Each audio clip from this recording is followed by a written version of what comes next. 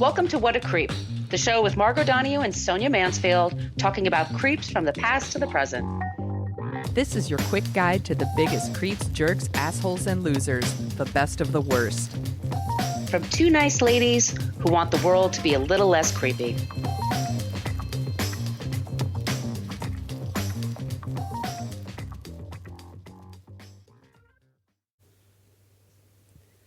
Welcome back to What a Creep. This is Margot Donahue, and my cohort in creepitude, as always, is the amazing Sonia Mansfield. Hey, Sonia.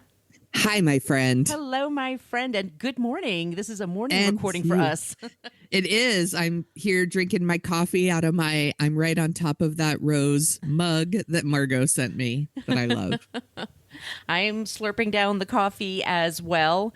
We came up with the idea for this segment.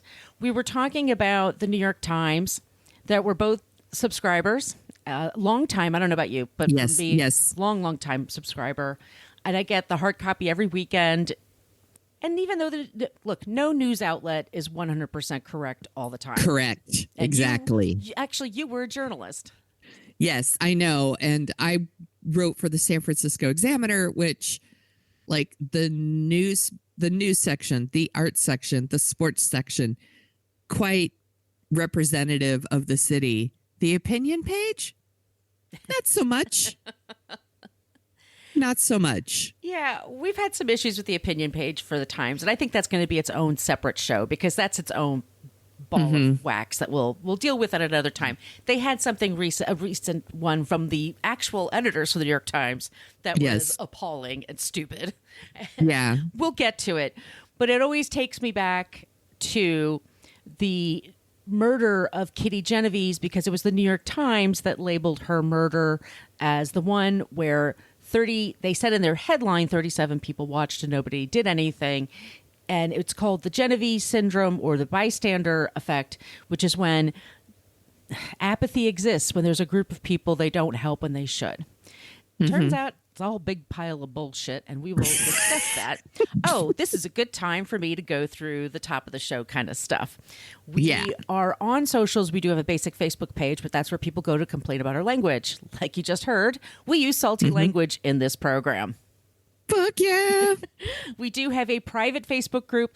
Y'all that are trying to ask to join, you do need to answer the questions in order to come in. Just listen to the beginning of an episode. You'll pretty much get it. We are on Twitter at CreepPod because somebody had What a Creep for 10 years and never used it. Creep. We're on Instagram at What a Creep Podcast, and we have an old-timey email, whatacreeppodcast@gmail.com. And if you would like some stickers, we had some people reach out about that.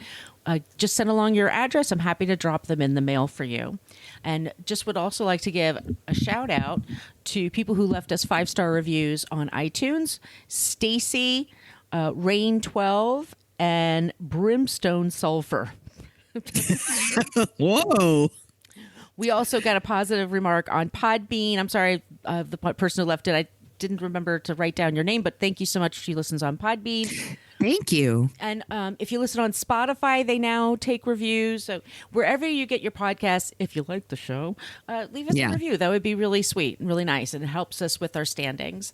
And I'd also like to say thank you to new Patreon members, Simaj and Mandy. Thank you so much for joining our Patreon page. Thank you. We have the first 4 seasons of our show behind the Patreon wall. We also put out 2 bonus episodes a month, and we have a newsletter that goes out. And starting, I believe, April 1st, I'm setting that up next week, we're going to have a yearly donation. You just donate the one time, and you don't have to think about it for 12 months. How easy is that? How delightful. It's super delightful. So hang on to your knickers, girls, if you're interested in that. Well, we have a lot of dudes that listen too. Yeah, I was just going to say, hang on to your gender neutral knickers. Yes. Okay. Much better. Sonia, tell them about the website. Yes, you could go to whatacreeppodcast.com, and it's everything you ever wanted to know about our podcast, but we're afraid to ask. It's got links to all of our seasons except 1 through 4, which is behind the Patreon wall. And it's got a link to our merch shop where you can get tote bags and journals and t-shirts and face masks, which are really comfortable. I'm still wearing my mask. I know that we're all thinking the pandemic's over. I don't really think it is. I'm still wearing my mask when I'm out and about and public transportation and whatnot. And these are quite comfortable. They're my faves. It's my thing now for public transportation, especially. I'm just Yes. Yeah.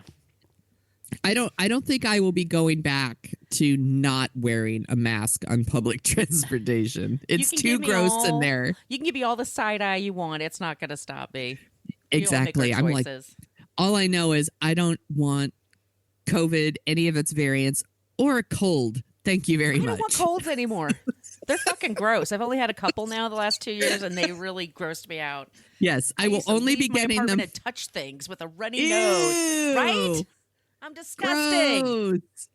I will only be getting colds from my child now. That is the Yes. only way, the only acceptable way for me to get a cold virus.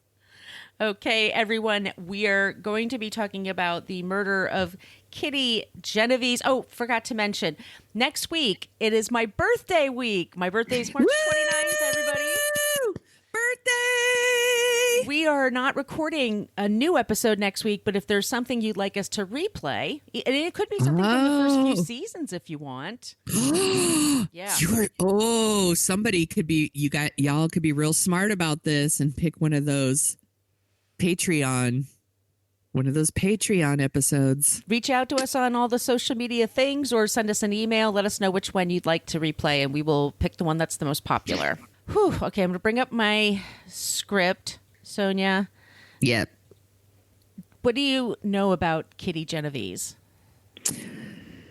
Just basically what you said at the top of the show. I know there's a documentary as well on Netflix, and I do love a true crime doc, but I haven't watched it. Well, the murder of 28-year-old Kitty Genovese made national news when the New York Times on March 27th, 1964, claimed in their headline that 37 people watched as she was stabbed to death and did nothing to help her.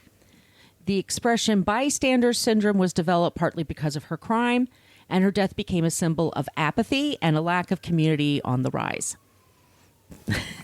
They're coming for you. I know, right? None of what we were taught turns out to be true.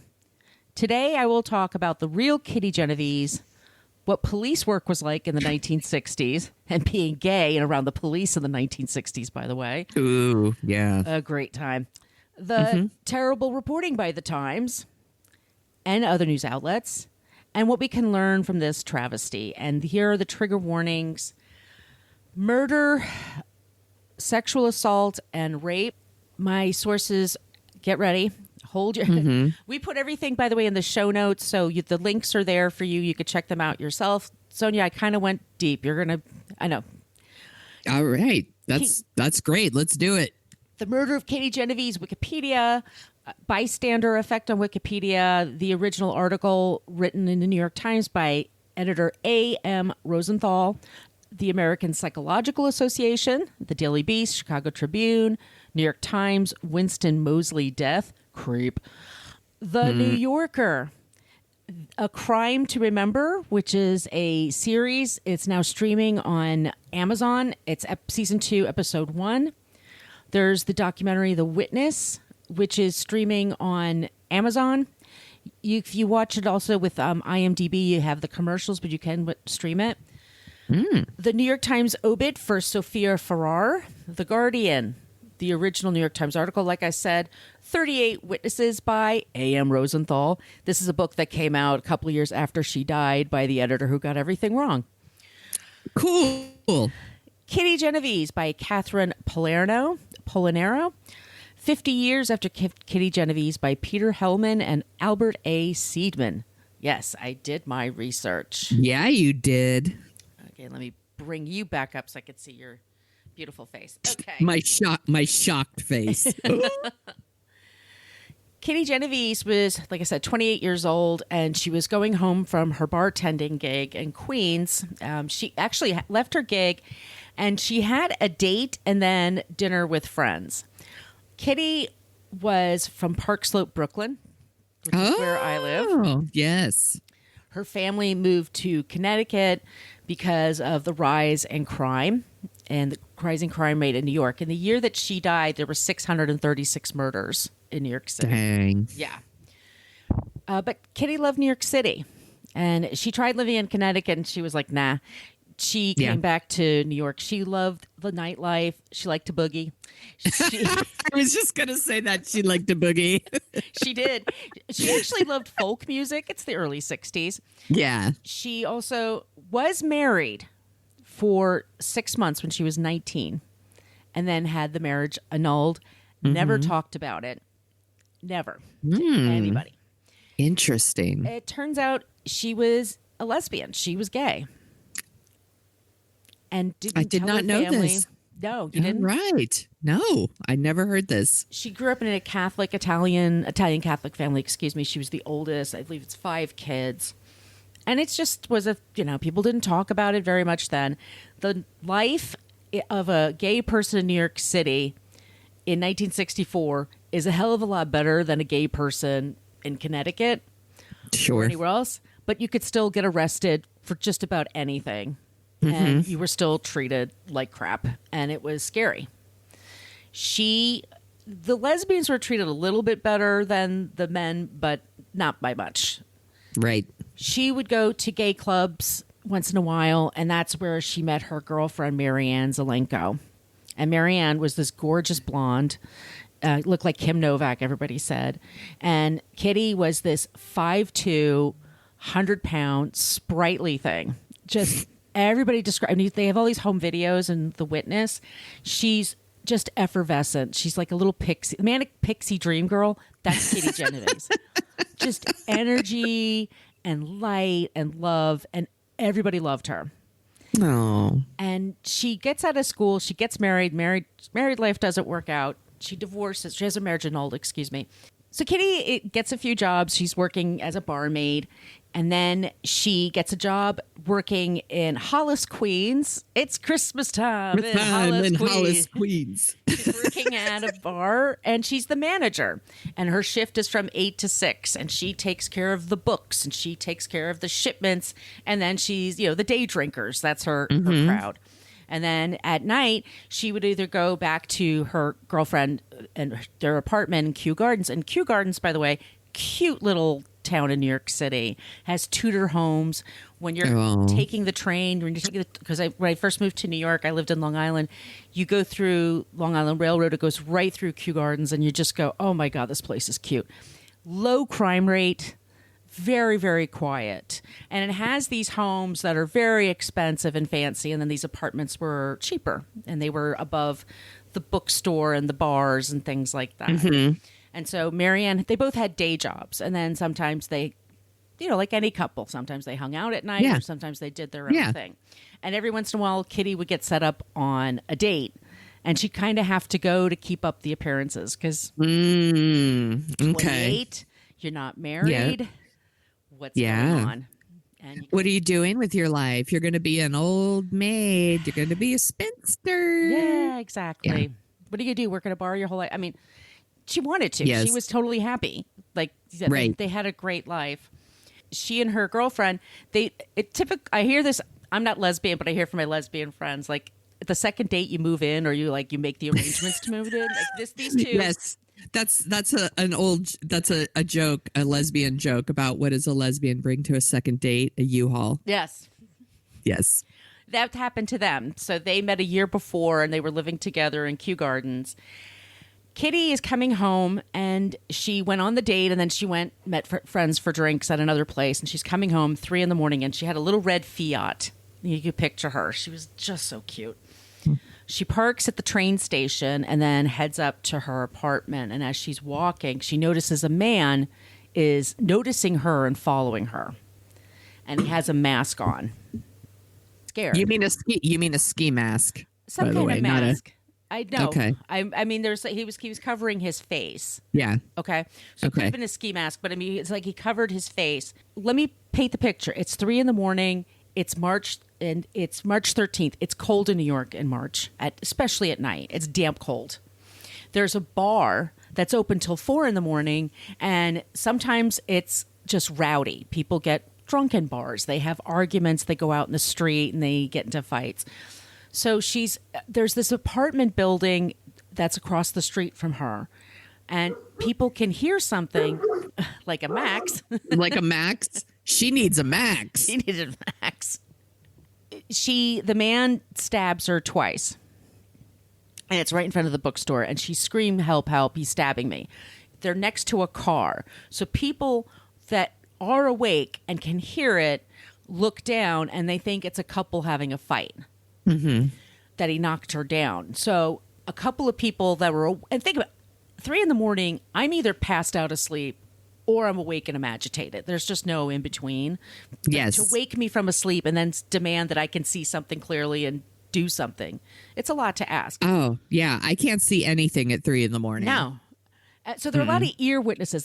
People always say the eyewitnesses and the people that looked. This is not what happened. Okay. They're ear witnesses and they could barely see anything. It's middle of the night. There's a phone box at the end of the street. They think that she was trying to go for that to call the cops. At the time, there was no 911. If you wanted to call the police, you had to call your local district and you had to know what your local district's phone number was. That guy that answered the phone, it was usually a dude. If he was in a bad mood or busy, you were screwed. You had to give your name and give your address before you could do anything else. So let's say you had problems with the law. Yes. Yeah. Let's say you're not great at English. Maybe you just moved to this country and your English isn't that strong or you're scared. Yeah. You have to go through all these things to get to the cop, to get him to get somebody out there. That's so crazy. Now, because of cell phones, none of us can remember phone numbers. Right. But back in the day, you could remember numbers. But what are the chances you had the local people used to post precinct on their refrigerator, right? Yeah. They had the local numbers, but yeah, you had to have a phone and then you had to pick it up and get a line and then get out there. And the cops could be there in under 2 minutes. The police were very quick. And like I said, it was a pretty safe neighborhood. But this man stabs her twice and she falls to the ground and he hears some people screaming and someone says, "Hey, you leave that girl alone." Someone else says, "Who's out there? What's going on?" And one guy yells, "Fuck you." That is so we'll New get York. to him. This is New York.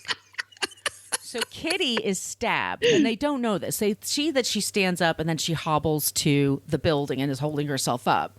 And so a couple of people thought, oh, she's drunk because she's from the bar. Yeah. Kitty makes the mistake of that by the way, I didn't mention, my mom and I have been to this place, the murder site. All mommy and daughters do this, don't they? Right, of course they do. Like a little mommy daughter outing. It was, I think, I did it for Mother's Day one year. I'm not kidding you. Because she loved true crime too. Yeah. So one side of the street, she walks back from whence she came and then goes to the back of the building, and she's going to the doorway to her apartment. And she could have gone one way, which is towards the box, or she zigged when she probably should have zagged, my point, for some reason. Yeah. Maybe she estimated it was quicker that way. But the guy who stabbed her, Winston Mosley is his name, watches her and realizes nobody called the cops. Like, he's waiting there 10 minutes and no one called the cops. So he takes off his mask, his disguise, and he puts on his fedora and he follows her to the building. She goes inside the building. So now she can see out because it's a glass door, but it's not locked. So she's at the foot of the stairs. Okay, this part's really rough. I mean, hit the forward button a couple of times if you're scared of these things. He slashes her throat. She tries to protect herself. This is 1964. It's like I said, it was cold, but this is how much underwear she had. She had her underwear. She had a girdle. She had tights. And she had shorts under her dress. And he cut them all off of her. Oh, my God. He cut off her bra and raped her. Jesus Christ. And he slashed her throat. And she's screaming, "He's killing me, he's killing me." And so there's a couple of people up the stairs. And one of them is her friend and neighbor, Carl. Carl was a guy, good friends with Kitty, a homosexual man, probably had a very serious drinking problem. He was usually very drunk at night. And he opens the door and sees her and then doesn't know what to do. Flight, fight, flight, Yeah. freeze. He freezes. Yeah. It cries. He does not know what to do. So then he's and the neighbors are yelling, Carl, call the cops, because the people understand what's going on. Sophia Farrar, she was good friends with Kitty, 4'11" in her nightgown. She tells her husband, call the police, make sure Carl calls the police, I'm going down. And she ran down the stairs. God. And held Kitty until the Oh my ambulance came. gosh. Oh my gosh. And just said, I'm with you. You're okay. We're going to take care of you. You're going to be okay. Just stay with us. That kind of thing. Oh my gosh. And they were friends. That's like, the equivalent of like me and you. Like if it's like they were good friends. And so like she never seen a crime scene before, didn't know what, but but instinct took over. She was a mom. She was, her instinct took over. And they were there until the ambulance came. When the ambulance arrives, she helps her get into the ambulance, and then she says, I'll tell your girlfriend and we'll meet you at the hospital. Back then, in the ambulance, there wasn't life-saving equipment. There was just basic first aid. Yeah. That was just what it was. So she died on the way to the hospital. Oh my God, so sad. When she gets to the hospital, they just send her to the morgue. So Marianne goes to the hospital. She's woken up, in shock. Now it's like 4 a.m. She runs to the hospital and she has to identify her. It's so awful. Which is so, so terrible. They say, okay, we're going to release the body to her family because they weren't married and right. Yes, this is one of those things when people are like, why do gay people want to get married when they're all assy? It's because of shit like this, by the way. Right. You have no rights. Yeah, you have no rights. It's awful. It's my friend Ron and his husband were married. When his husband died, his family tried to come in and, take over the funeral, and Ron was like, no, we're married. We're a couple. You can't do that. Mm-hmm. Marianne doesn't have these kinds of rights. She identifies her body and they say thank you, and they say we also have to have a family member do it, so the Kitty's uncle is going to come in and do it. And they said, do you want to ride home? And she said, no, I'm going to wait here until Kitty comes back. She was in so much shock that she just couldn't. She goes. It's awful. It's awful. So she goes home back to their apartment, and there's blood and everything, and she goes into the apartment and Carl comes over and he's like, you want a drink? And she's like, yeah. And she basically is drinking for like a month, which oh my gosh, I'm not going to blame her because you just don't want to deal. Also, by the way, when she had to identify Kitty's body, she had to work, right? It was like in the morning by this time. She called her boss and said, my roommate was stabbed. I have to go to the hospital and check on her. And her boss said, if you don't come into work today, you're fired. That's some bullshit. So she was fired. Yeah. What a fucking asshole. That dude's a fucking creep too. He's the creep. Yes, he's the creep. So Kitty dies. The police come over and the police talk to Marianne in the house and Carl. Carl is wasted at this point. It's like 9 a.m. He's now been drinking for at least 12 hours, if not more. Carl. And he didn't, he didn't tell Marianne that he saw her. He didn't tell Marianne that he didn't call the cops. He's just trying to comfort Marianne. The cops come over and then they realize, there's just the one bed and there's, right. So the cops say, hey, why don't you come in for some questioning? You can help us out. He goes in and then they're like, so what do women do in bed together? What do you do? Oh, for fuck's sake. Because that's the real crime here. The cops, as they said in one of the documentaries I saw, this was not a great day for the police force. I mean, they really just thought it was a couple's argument. They thought somebody knew. They went to Kitty's funeral because I thought it was somebody that she knew. It couldn't possibly be random and it couldn't possibly be whatever. Yes. She associates with a seedy element because she's gay. She's gay. They keep calling her a barkeep, a waitress when she was the manager of the bar. Right. She was arrested one time for taking calls for a bookie, but come on, that's not. Who cares? Who hasn't done that? Winston Mosley was 29 years old. He's the person that murdered Kitty Genovese. He was caught by the police 6 days later. He was breaking into a house stealing a TV set. He, by day, or, he half his time, he was a married man with kids and very smart, super, very even-tempered. And when he would get mad at the world, he would rob and steal and kill. Oh, my God. And he just started the killing part a couple of weeks before in his neighborhood. He also lived in Queens. He broke into a home, and it was a woman and her 15-year-old daughter. He stabs them, he rapes them, and he kills them, and then he sets the house on fire. Jesus Christ. And they didn't solve that case yet. So he gets picked up by the cops, and he spills his guts. He says everything. He says, "Yep, it was me. I did it.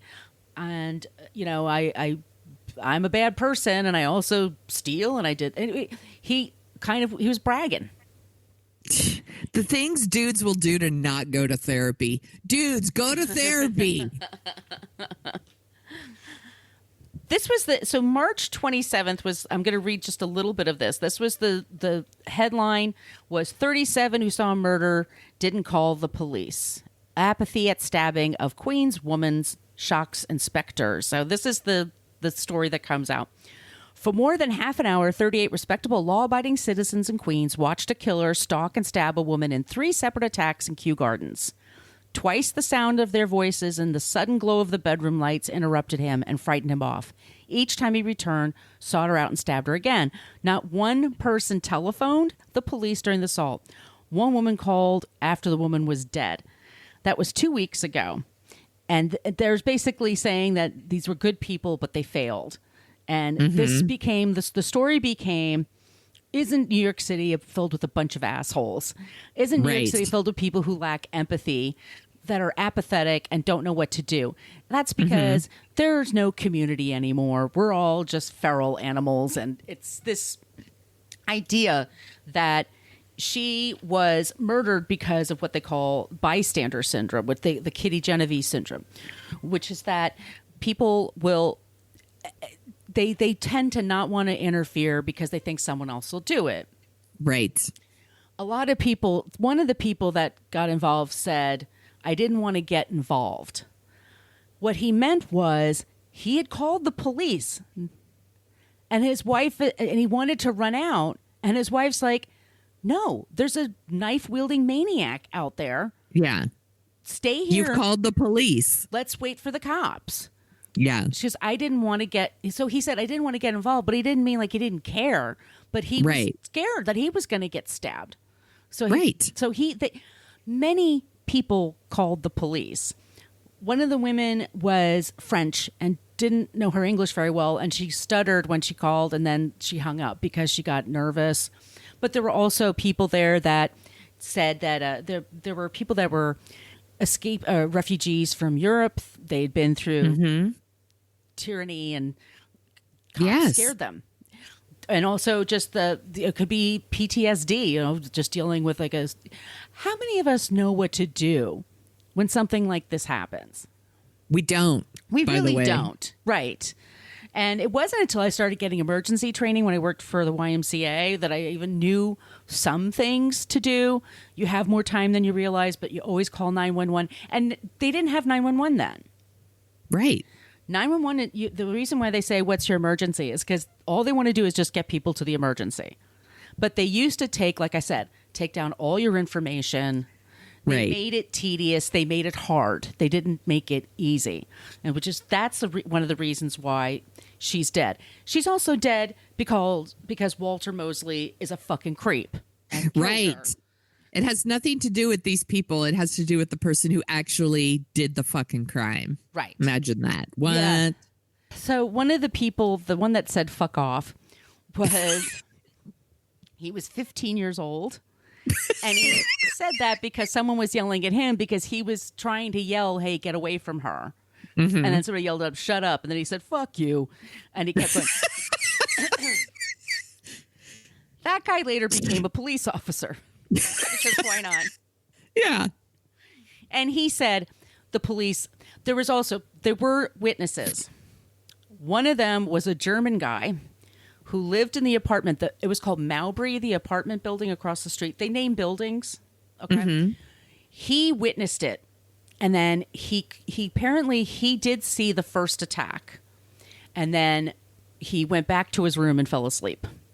He didn't want to get involved. Apparently he's German. He was really anti-Semitic and nuts, and people didn't really like him very much. Yeah. Okay. But the police decided, the district attorney decided not to put those people on the stand because they always thought this is but July by the time this happens. The story all became about like these rotten neighbors and these horrible people. She got lost in it. Yeah. The guy admitted to doing it. Did the reporter, the editor who wrote the story about how no one did anything, did he actually read the police reports, or is this just the story he wanted to tell? Oh, right. That's a great question. Good question, Sonia. Thank you. His editor, A.M. Rosenthal, went to lunch with the police chief, and he actually wanted to talk about civil rights and civil rights movements and what's happening in Black communities. How are the police reacting to things? And the cop was like, because they weren't doing a great job. So he's like, well, I'll tell you a story. So the police chief tells the editor, A.M. Rosenthal, who then says to his writer, Martin Gansberg. Okay.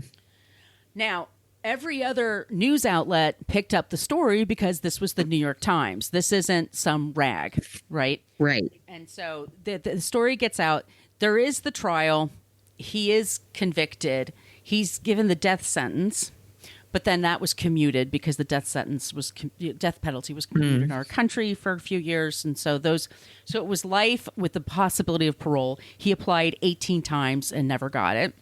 He also was on hospital leave, Winston Moseley. They sent him up to Buffalo for an operation. He snuck out of the hospital, got into the home of a couple, took their weapons, held them at gunpoint, and raped the wife, and held them there for like 2 days. How did I know? Yeah, this reminds me of Ted Bundy a little bit. Yes, was Winston Moseley like a mediocre white man, and so they were like, he won't escape. We're on the honor system here, and it'll be totally fine. I didn't mention Winston Moseley was Black. Ooh, yeah, yes. Okay, sorry. I take back what I said. No, I mean, I didn't mention it to you. Yeah. And actually, that's funny because A.M. Rosenthal said that they would never mention if somebody was Black or white if they were the killer unless it was germane to the story. And they didn't think it was germane to the story because he said he was just stalking a woman. He didn't, his victims were Black and white. So that didn't. That is so interesting. I feel like it is 100% mentioned always now. Yes. Interesting. Right. Okay. But Winston was very smart, like I said, very clever. He was constantly applying, to get parole. Also, I didn't mention, but the Genovese name. There was a Genovese crime family in New York at the time. Oh. And so some people also made the thing like, well, was she a part of the crime family? And that was why she was killed. Got which is it. something he said many times, Winston, but it's not true. Winston lies like a motherfucker. But also he admitted that he did it. So is he saying that he's part of a crime family? So Kitty's brother, Bill, he was 16 when she died. He didn't know what to do with his life. His family kind of fell apart. They stopped talking about her. That was what the people did at the time. Nobody talked about death. Nobody talked about grieving. When he was 18, he joined the military and he served in Vietnam.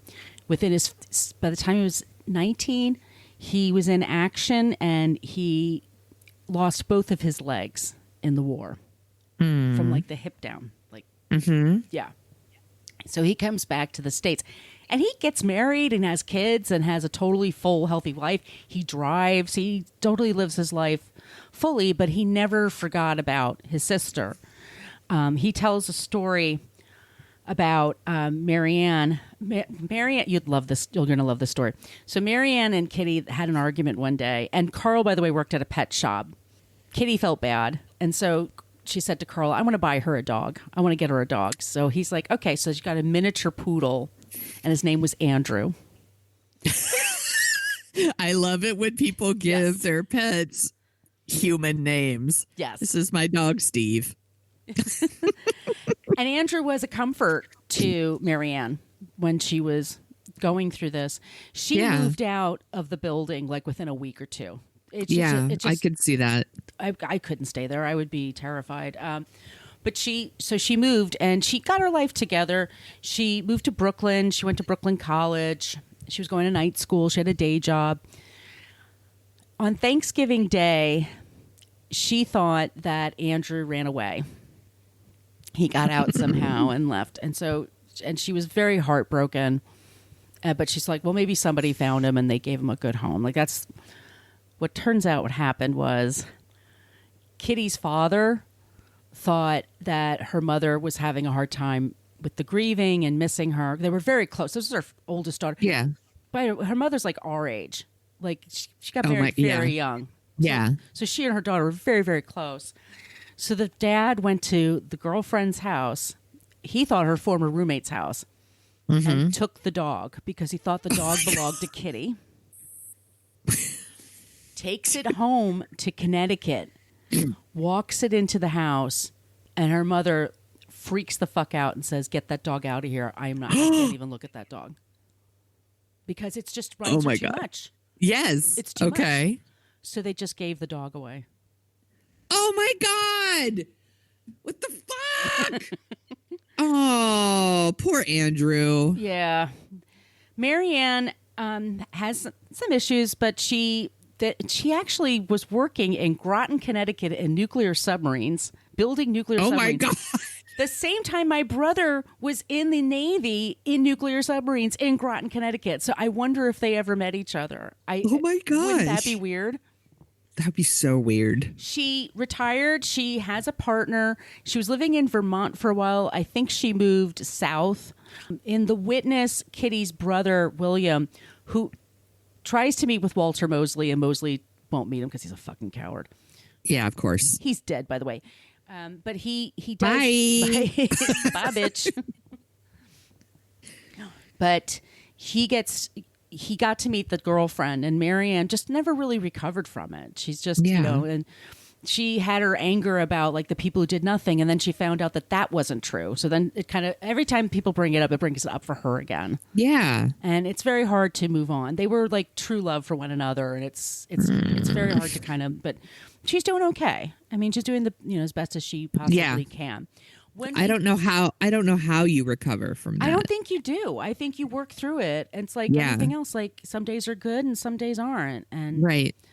I'm glad we live in a time now where people talk more about struggles versus people used to just leave people alone. That used to be just sort of a thing. Like let them sort it out. Or I don't know what to say, so I'm not going to say anything. Which I am totally guilty of. I can't get mad at people because I've done that. I try really hard not to do that. No, as a grown person, as like part of an evolving person, I try to not do that. I want to say also, I want to finish off by saying, and there's a lot to be said here, but that's all been debunked. People did call. People really tried. Sophia Farrar was also one of the people who talked to the police. She talked to the police and she said what happened, but she also talked to a reporter and said, no, I was with Kitty when she died. People did try to help her. We wrote, this neighborhood loved her. Everyone loved her. And they just wrote something shitty about like, oh, she didn't, of course, because it didn't fit the narrative. They liked the narrative so much. This storyline about bystanders doing dog shit is part of so much pop culture. It is. It's been on Perry Mason, they said, but it's on Law and Order a couple of times. It's been in movies. Like they use that trope many times. And it's something like well into the 90s, people were still believing it. And it's not true. Bill did get to meet Sophia Farrar. Mm-hmm. She was 88 years old. He got to talk to her and thank her for being there for his sister. And she said, I was raised to do what you can. And she said to him, I loved Kitty. We were friends. We had coffee every day. She was, you know, and I didn't want her to be alone when she died. She passed away in 2020 at the age of 92. And she was a good Samaritan. She did the right thing. Yeah.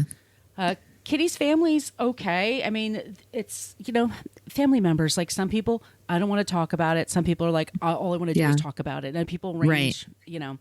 But that is our story today. The murder of Kitty Genovese and the creepy shit around it. And some of it's false and some of it's really bad.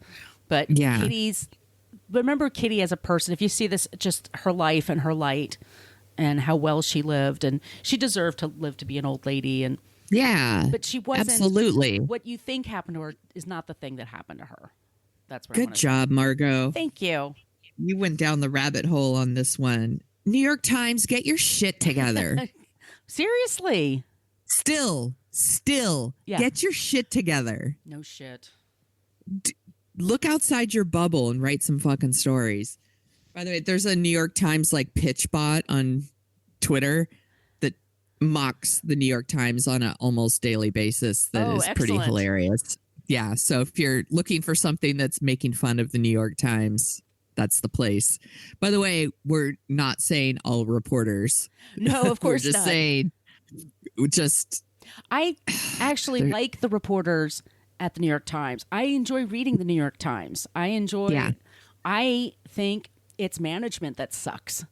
Who's ever in charge of that op-ed page sucks. And I have huge problems with it. Barry Weiss and all the Brett Stevens and all the dumb fucks that just say stupid shit. But they themselves said, like, you know, free speech is diminishing. We all have the right to have an opinion and not be chastised. Like, no one has that right. No, literally, newspapers are not just your bullhorn. There's also a responsibility to be accurate. Right. You can't just report, well, he said this and she said that and blah, blah, blah. Like, you have to include the facts in there. Right. And even on your op-ed page, I think there's a responsibility to accuracy. And it's like, it is not, there's this thing in our country where everyone thinks, well, freedom of speech protects me from consequences. Right. And it's like, no, it protects you from the government. Yeah, you're not going to get arrested. Yeah, you're not going to get arrested for saying racist shit. Yeah, transphobic racist shit. Yeah. You won't be arrested for it, but you're not free of consequences for it. Right. That's like, if I decide to shun you because you're a garbage person, I have not taken away your freedom of speech. Like, and I pay $60 a month, by the way, for New York Times to get like that weekend edition and the digital. And and they don't make it easy to quit. They don't. I used to get the weekend one and then digital, but I switched to just digital, and all the time I'm like, I need to cancel that New York Times because they don't make it easy for you. Right. I also get the Washington Post. Like, I support my local, so I get the Chronicle as well. So maybe the New York Times needs to go. Yeah. Right now, but they do have Wordle, so. I like that Sunday section too. Yeah, I did too. I used to love reading it, and the books. And shit. And we use the New York Times all the time for What a Creep. So like, I'll keep it. It's fine. I'll keep it. I keep saying I'm going to cancel. I'm not going to cancel it. But they piss me off sometimes, and I'm allowed to say that. And your little feelings, New York Times editors, just fuck your feelings. My feelings. Do you want to hear about someone who's not a creep? Absolutely. Okay, this isn't like a one-to-one. You'll figure out why I picked this person in a minute. I'm sure you know who this person is, but I'll ask anyway. Do you know who Padma Lakshmi is? Of course. Top Chef. She's from She hosts Top Chef. She is an Indian American author, activist, model. hosts Top Chef. She also is the creator, host, and executive producer of Taste the Nation on Hulu, which I love. Great it's show. so good. And it explores like food and culture of like immigrant communities across America. It's so good. She's written 6 books. She's also like a really outspoken advocate for immigrant rights and the independent restaurant industry. She's helped raise a ton of money for restaurants during COVID, and she's a very strong advocate for women's rights. She's, partners with the American Civil Liberties Union. She's an ambassador for immigration and women's rights. You could go to her website and there's like direct links to the ACLU and Planned Parenthood. And I'm getting to the part where this is super relevant to us. She also is a Goodwill ambassador, which is fucking dope. She works with the United Nations Correspondents Association. She do all these things, but I picked her because she's not our creep, because Padma is the co-founder of the Endometriosis Foundation of America. That's right, everybody. Endometriosis. It is a nonprofit organization focused on increasing awareness, education, research, and legislative advocacy against the disease. And the foundation was instrumental in opening of the MIT Center for Gene Pathology Research.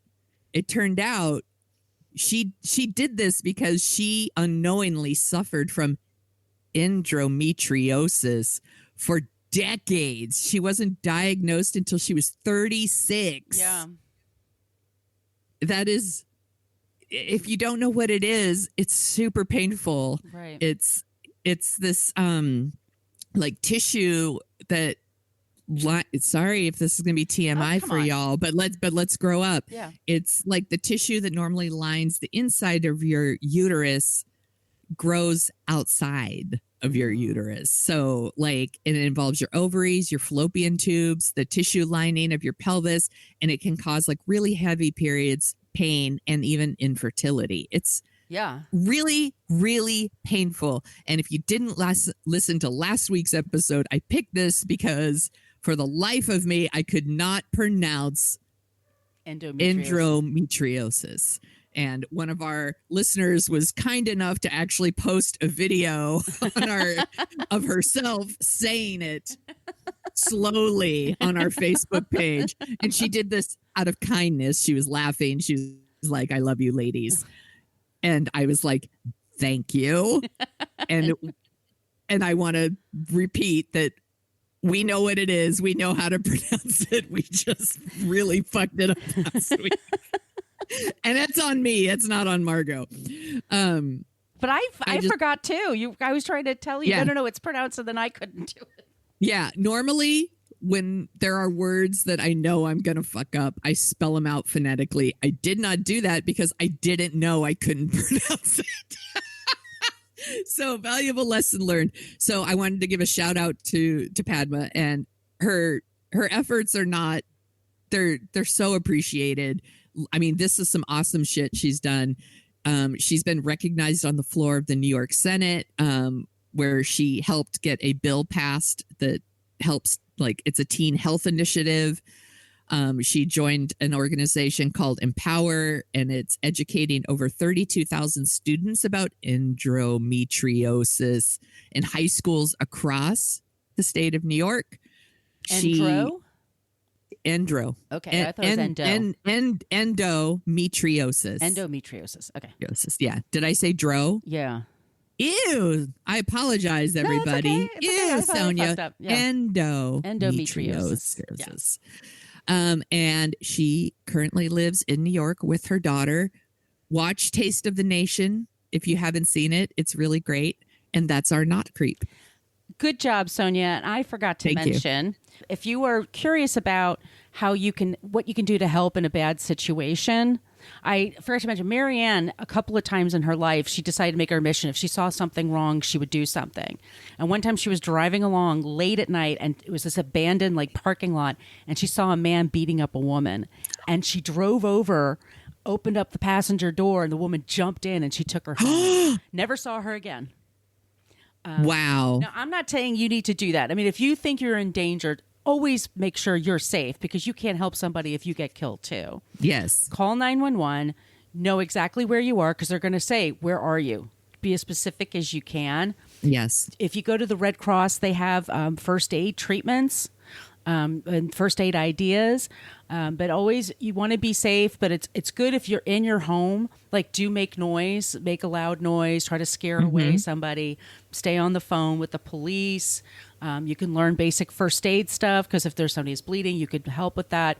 There's recently I just read somewhere where somebody was performing CPR. It was in a restaurant. And the woman performed CPR for 23 minutes. Damn. She was exhausted, but she saved the person's life. And it was just by doing the chest compressions. She didn't even do the breath. If you just and aren't you supposed to do it to the beat of Staying Alive? Staying Alive, or another one bites the dust. If you there you go. Yeah. So those are just little tips that just stayed in the back of your head. But especially if you ever have to call 911, they're going to ask exactly where you are to stay on the phone. Just keep your head. You have more time than you think. And that, and don't, obviously you can't put yourself, if you die, then you're really not helping anybody. But, yes, you can help somebody and be safe as best as you can. Yes. They also say sometimes women should yell fire. Definitely yell fire and not help. Instead of help me, which is sad, but effective. Yes. I say that. I say do that because everyone will show up for a fire. Correct. It's just fire, fire, fire. It's just like it's. They can't help We're themselves. from the cave people. We're So what's it? Fire! Fire! Give me a torch. I need a tiki torch. I'm racist. That's our show this week. Like I said, next week we are taking some time off. So send us on social media or an email, anything maybe from the first few seasons or just recent one that you want us to replay. We'll figure out the one that gets the most votes. If you like the sound of our voices, we also co-host a show called Dorking Out, where we dork out about movies. We just covered The Mummy with Brendan Fraser. We also give you our recs, like pop culture recs. Yes. And what are we talking about next, Sonia? We are going to be talking about the movie Go, which stars one of our most recent Not a Creeps, Sarah Polley. I'm really excited to watch it. I was a big fan of this movie back in the day, had the soundtrack. Same. And I think it's going to be a good one. I'm really looking forward to it. Jay Moore performance. Who knew? From what I remember. Yeah, there's the who's who of who was big in 99. Jay Moore. Please follow us on social media. We love it when you give us suggestions for creeps and also non-creeps. We also love it when you use the Annie Potts gift. We got one from Ghostbusters, or just pick something clever on your own. We're not choosy. We're pretty open. Yeah, we appreciate the help. Sonia, where can they find you? You could find me at thesoniashow.com and The Sonia Show on Twitter and Instagram and the TikTok. Where can people find you, Margot? You can find me on social media at Brooklyn Fit Chick for Twitter and Instagram. My site is brooklynfitchick.com. And thank you all so much. Stay safe. Be good. Have a good spring break, Sonia. Yes, I will. I'll have a good birthday. Yes, you will. You're going to have the very best birthday. Don't be a creep. Creep.